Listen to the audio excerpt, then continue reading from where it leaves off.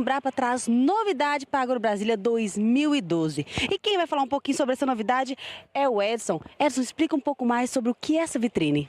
A vitrine tecnológica da Embrapa surgiu com o intuito justamente de abrir as portas da nossa empresa para a visitação pública, né?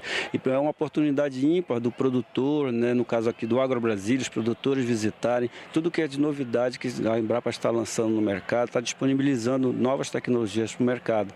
E assim também a dona de casa, né? Assim como o produtor, os estudantes podem vir aqui visitar, que nós vamos estar aqui até o último dia, sábado, até às 18 horas, para a visitação pública aqui.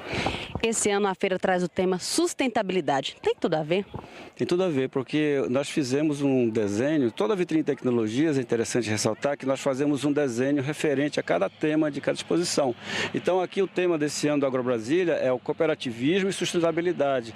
E nós fizemos aqui ao centro, né, o símbolo do cooperativismo, né, e os dois picolés aqui com girassol, e também nós temos as duas mãos simbolizando a sustentabilidade feitas com arroz. Esse processo todo aqui e com 43 tecnologias, né, da Embrapa.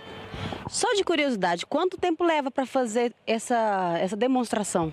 Na realidade, a implantação em si leva em torno de 100 dias, mas desde a concepção em torno de 4 meses. Tá? Lembrando que a visita é gratuita para todo mundo. É gratuita. Pode vir aqui que a casa está aberta e nós vamos recebê-los com muito prazer aqui.